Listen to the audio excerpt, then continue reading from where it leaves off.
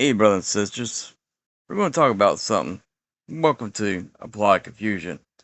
And the confusion that we're going to talk about is false teachers and false prophets.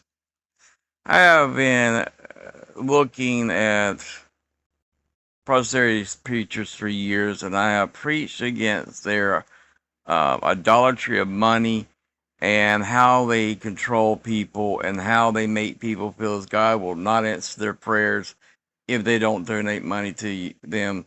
And then Paula White actually takes the cake on being one of the most demonic people out there that is panhandling people for money. She is President Donald Trump's advisor, spiritual advisor. So I wanted to get to know a little bit more about this woman.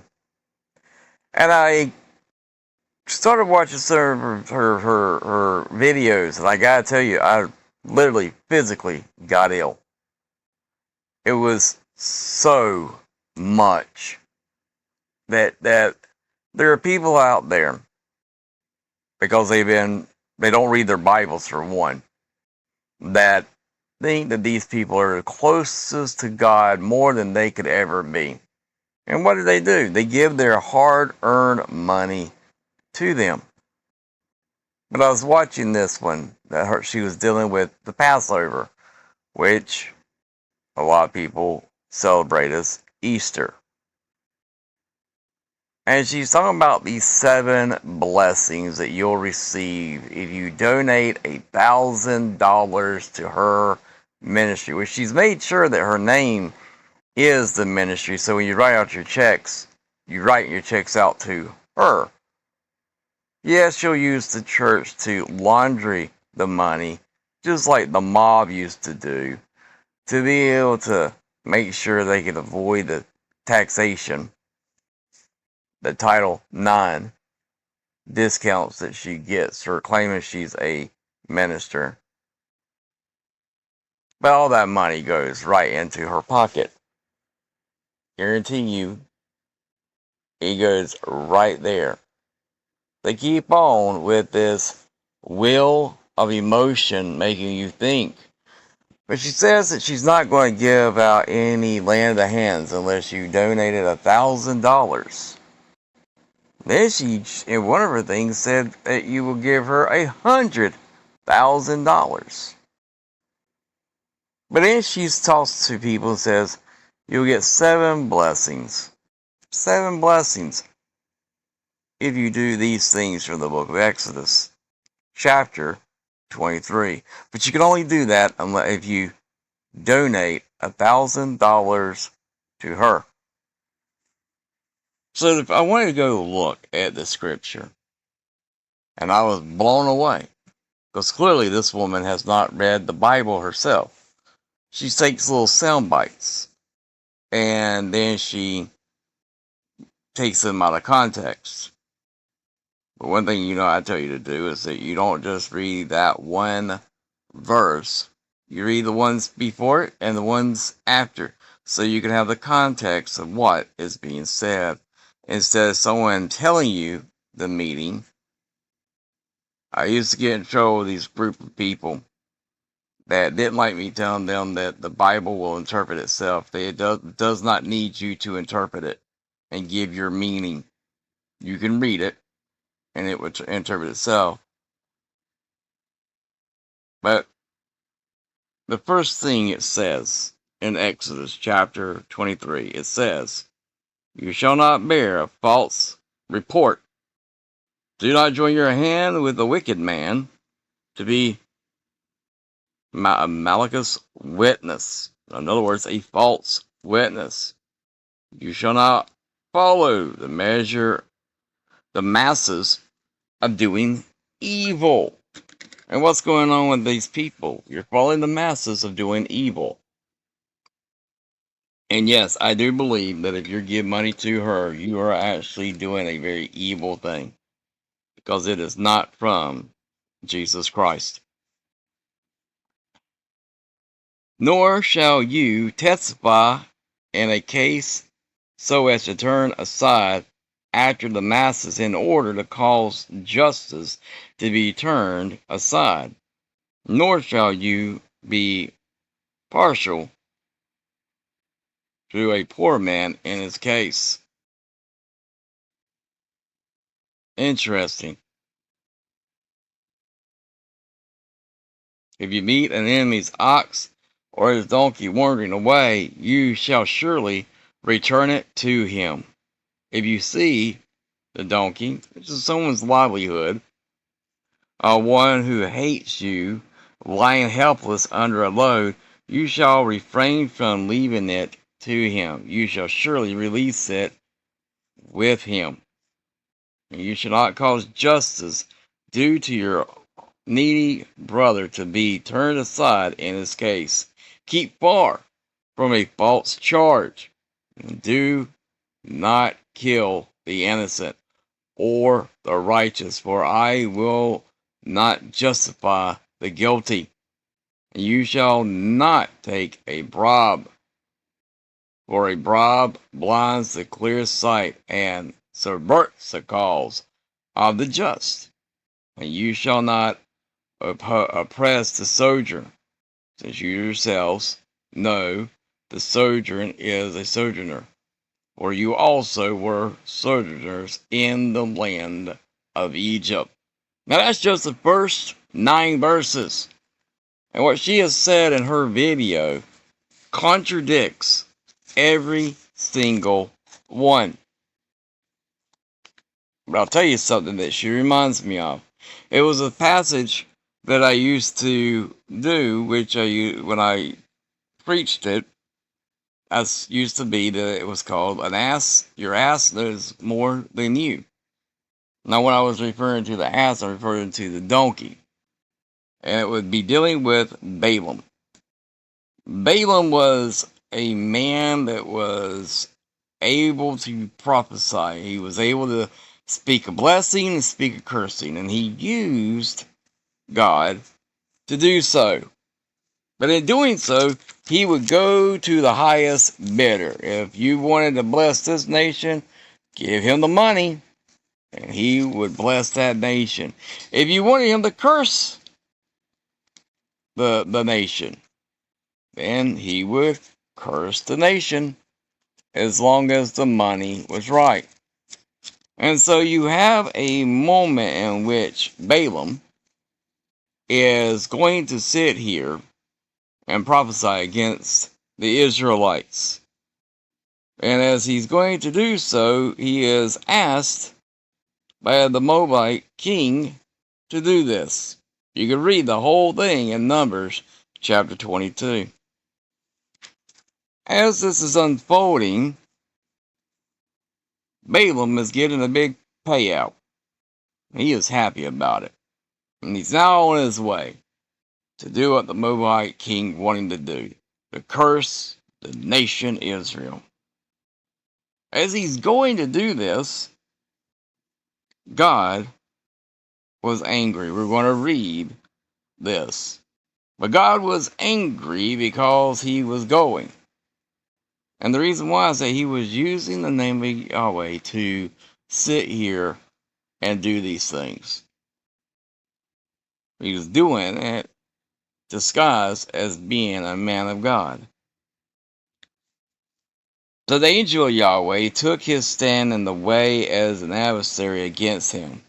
Now he was riding on his donkey, the ass, and his 2 young men with him. When the donkey saw the angel of Yahweh standing in the way with his drawn sword in his hand, the donkey turned off from the way and went into the field. So Balaam struck the donkey to turn it back into the way. And the angel of Yahweh stood in a narrow path of the vineyard, with a wall on this side and a wall on that side. And the donkey saw the angel of Yahweh, and it pressed himself to the wall. Pressed Balaam's foot against the wall. He struck it again. The angel of Yahweh passed on ahead and stood in a narrow place, where there was no way to turn to the right hand or to the left. Then the donkey saw the angel Yahweh and laid under Balaam. So Balaam was angry. He struck the donkey with his stick, and Yahweh opened the mouth of the donkey. When your ass is speaking to you, sometimes you should listen. So the ass of the donkey, and it said, Balaam, what have I done to you that you have struck me these 3 times? Then Balaam said to the donkey, because you have made a mockery of me. Balaam don't even stop to think, wait a second, when did the donkey be able to talk? Just across his mind. He's so money oriented, focused on getting that money, you don't even realize he's talking to a donkey. Because you have made a mockery of me. Now, what's interesting is that the other 2 are probably watching this as this is unfolding. If there had been a sword in my hand, I would have killed you by now. And the donkey said to Balaam, am I not your donkey on which you have ridden all your life to this day? Have I ever accustomed to do so to you? He said, no. And Yahweh opened the eyes of Balaam. He saw the angel Yahweh standing in the way with his drawn sword in his hand, and he bowed his head down, prostrating himself to the ground. And the angel Yahweh said to him, why have you struck your donkey these 3 times? Behold, I have come out as an adversary because your way was contrary to me.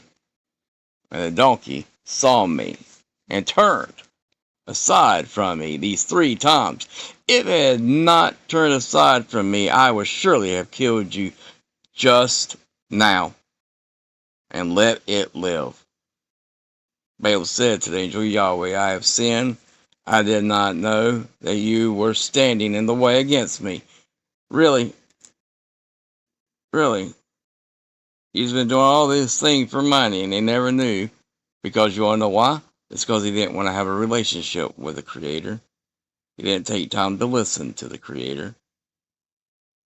He didn't do what was right. That's why he had no idea whenever an angel of God was in his presence about to strike him down. So now if it is evil in your sight, I will turn back. And the angel Yahweh said to Balaam, go with the men, and you shall speak only the words which I tell you. So Balaam went along with the leader of Balak. And then Balak heard that Balaam was coming, went out to greet him in the city of Moab, which is in the Aram border, at the end of the border. Then Balak said to Balaam, I did not urgently send to you to call you. Why did you come to me? Am I indeed unable to honor you? So Balaam said to Balak, because I have come now to you, I am able to speak anything at all. And the word that God puts in my mouth, that shall speak. Balaam went with Balak, and they came to Kiriath Huzoth, and Balak sacrificed an ox, sheep, and sent some to Balaam and the leaders who were with him. And it happened in the morning that Balak took Balaam, brought him up to the high places of Baal, and saw from there the end of the camp of the people. Balaam goes on to do a prophecy against the Moabites. And in that, there's a war that wages, and Balaam perishes in that fighting that took place immediately after. God does not take kindly to people that sit there and perverse his name. I have been constantly been sitting here. I do my daily reading, and I typically will open up my Bible and I will read the first thing that comes to me. And I thought it was interesting constantly, and 3 days in a row. And I don't have my Bible marked, but it dealt with the vision of the dry bones, and it dealt with this apostasy, this evil that's in the land, and that God is tired of his name being perverse, and I believe that his righteous judgment is coming very soon upon all the nations and all the peoples that do this. Please read your Bibles. If you don't have one, you need one, leave me a comment down below and I'll get one in your hands, because it's one of the most important things that you can have in your house and on you. And I pray and challenge you to open it up and read it for yourself, because it will expose people like Paula White, who are demon speaking people right off the bat. Take care and God bless.